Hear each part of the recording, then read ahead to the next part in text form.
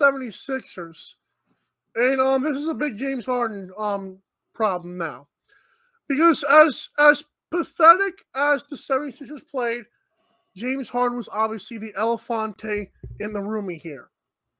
James Harden scored 11 points, 9 assists, but 4 turnovers, and again, only 11 points. Aaron, not only is this trade not looking fantastic, I mean, I guess the other side of it is, well, Ben Simmons is not playing. Yeah, but James Harden might as well not be playing, if we're being honest. There was a moment in the game yesterday when I was watching it, Aaron, in the third or fourth quarter, I believe it was the fourth quarter, the Sixers were trying to make a rally. Shake Milton had looked, great name, by the way. Shake Milton was playing well. Tyrese Maxey was trying to do what he could. And then James Harden did not pass the ball to somebody. And then the ball got turned over. And then after that, he didn't pass the ball again, dribbled into a triple team, another turnover, and back-to-back possessions. And both Shake Milton and Tyrese Maxey were like, man, what the crap? Like, you can see them visibly frustrated. But the bigger picture here is Joel Embiid, once again, was trying to use an excuse that he was hurt. And it was the fun fact was that during the game, Aaron, this guy is taking off his mask, rubbing his eye socket like he just can't play right now. No, you're getting punked by Bam Adebayo and PJ Tucker. That's what's happening here. I don't care unless you have a migraine out there, which I doubt he has. If you're IEYE's hurdy-wordy, no. Stop using the injury excuse, Joel Embiid. Stop it. This era in Philadelphia has got to end. It's got to end. Because this ain't happening. Got to end before it really even started at this point. I mean, we talked about this when the 76ers traded for James Harden. And, you know, you're right. I said if they don't make the conference finals at minimum, I think this is a failure of a trade.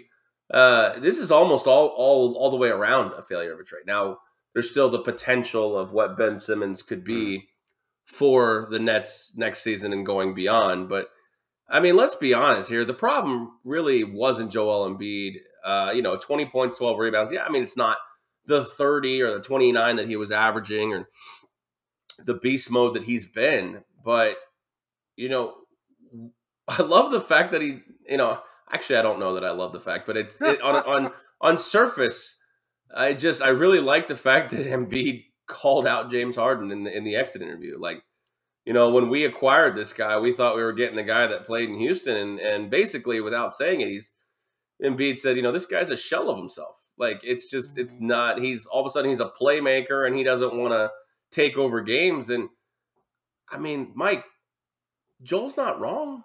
Is he wrong? He's not wrong. No. But Embiid's got to stop relying on other people, though, because this thing has failed with everybody they've had. Sure, but I mean, there's been games where he's been able to take over. I mean, you look at it, a situation with Embiid. If Embiid played 20 and 12 every night, this would have been a sweep. This would have been a sweep. For who? For Miami. Okay, thank you. I was like, whoa. Don't hurt me here. if these were the numbers that Joel Embiid put up 20 and 12 every night, they would have gotten swept. So Joel's won them some games. Let's be perfectly clear. Joel Embiid has won Philadelphia at least one or maybe two of those games that they won. The games they won is because of the fact they got to the free throw line. And I told people, man, Game 6, James Harden's gonna fold. I said after games 3 and 4, it was in Philadelphia, he was getting the free throws. I said watching Game 6 that he's gonna not get free throws. He's gonna be a shell of himself again. And God in the day if I didn't say it first.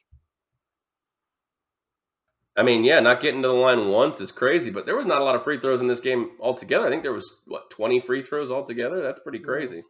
19 free throws. 18 free throws. The defense of Miami.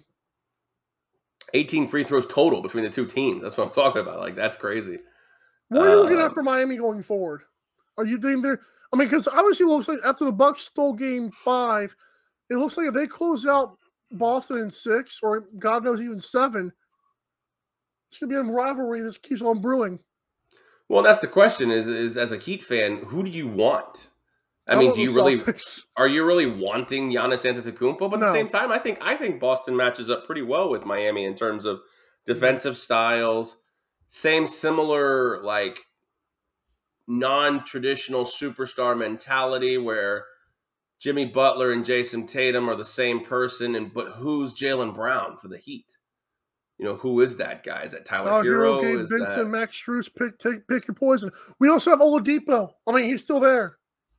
Yeah, but he's not doing anything, dude. The guy's minus 14 on the floor. He's got 4 points in this last game. Like, he's not taking over games. I mean, where's Kyle Guy at? I need some Kyle Guy in my life. Duncan Robinson has just completely disappeared. Like, that's got to be one of those, like, unsolved mysteries of the playoffs. Like, Duncan Robinson is just gone. Like, Max Strus has been playing out of his mind. I understand that, but I'm just saying, like, you talk about Gabe Vincent, you talk about Max Strus, that's fine, but, like, none of those guys are Jaylen Brown. I think we're saving Duncan Robinson, to be fair. The question really I have is, you might want Boston, but if Chris Middleton can't come back in this series or can't come back for, like, 2 or 3 games, I think Bam Adebayo can do his best and PJ Tucker can do their best impression of shutting down Giannis Antetokounmpo. The problem is the sounds crazy, but I know it sounds crazy. The Bucks are so much more. There's so much more chemistry there. I know the Celtics have looked good, but I promise you, the reason the Bucks won that Game 5 is because they know each other more than the Celtics do.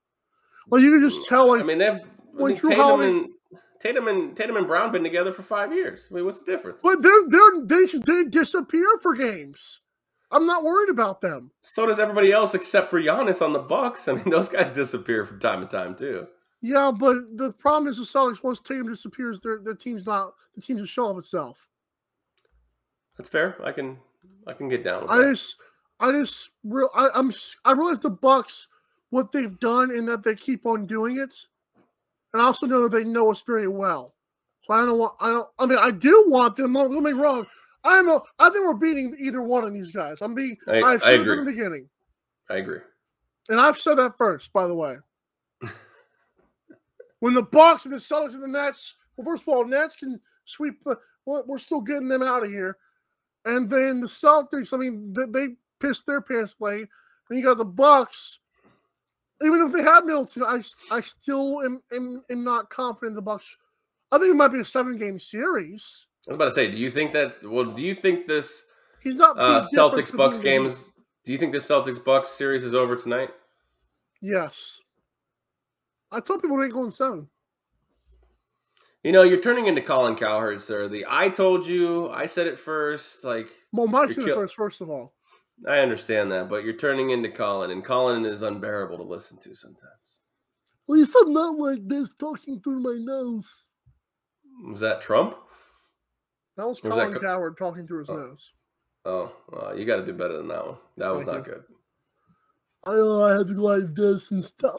Have you seen the guy on Twitter that emulates Skip Bayless? I was the one who started retweeting him. I'm one of the first people who started retweeting him. He's funny.